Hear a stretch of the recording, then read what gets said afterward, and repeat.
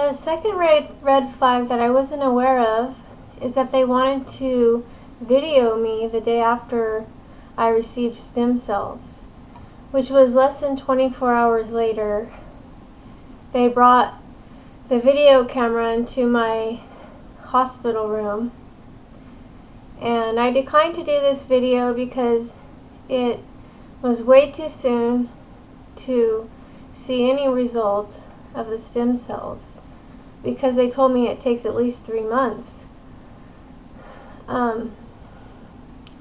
So this was a very huge red flag, and I wanted to do my own video testimonial 3 to 6 months later, where I could give there would be a true measurement of my progress.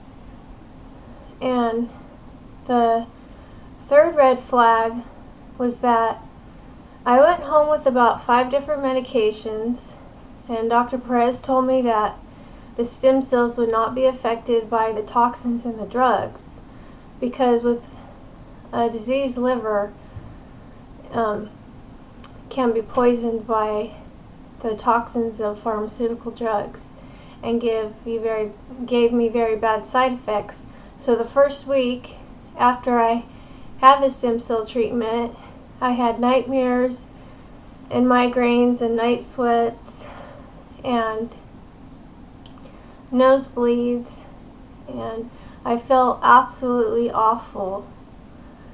And after crying on the phone, telling them how awful I felt, they told me that the stem cells are working as we speak.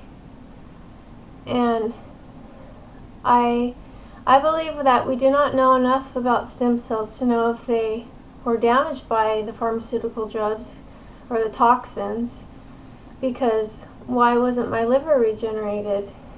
And I went through a very, very horrible time with the medications they gave me, even though I told them that I was very sensitive to medications. I had to stop taking them a week after I got home. So the fourth red flag was that they are ignoring me because I haven't improved, and because they don't want to give me more stem cells or make things right. Dr. Perez declined to give me Dr. Javier Lopez's phone number or email address when I asked him for it, because I needed to talk to Dr.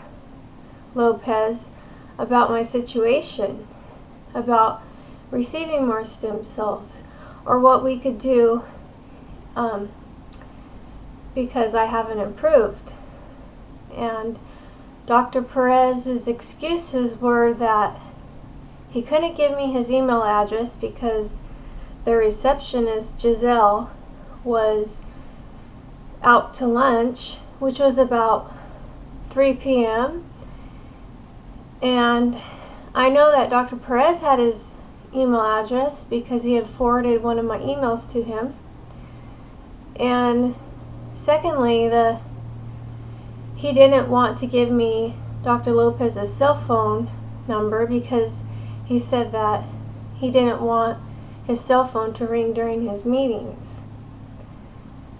So since Dr.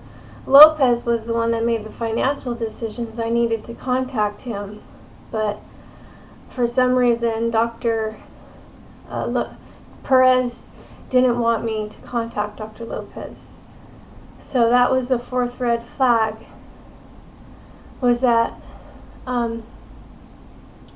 his declining to give me the information that I needed to contact Dr. Lopez. After 5 months, I emailed Dr. Perez and told him how awful I was feeling and if it were possible to get more stem cells soon. I asked him if he had time to think about what I had emailed him, and Dr. Perez said, or rather he responded, yeah. So that remark was very insincere, And I knew that he didn't think about what I wrote him and how awful I was feeling. But finally, Dr. Lopez tried contacting me for a week, and we kept missing each other. However, I asked Dr. Lopez if he could. I asked Dr. Perez if Dr. Lopez could please continue to try to contact me every single day. But since then, which has been a month ago, I haven't received an email or a phone call, which has been very disappointing.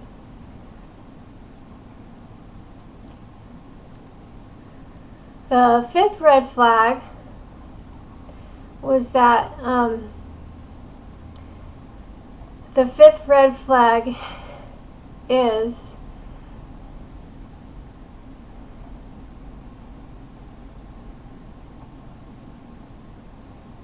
that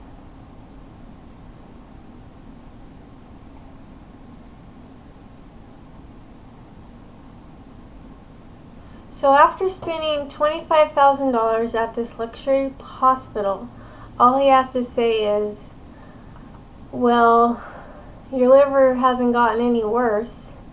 And what he doesn't consider is that my liver hasn't gotten any worse over these past 5 years.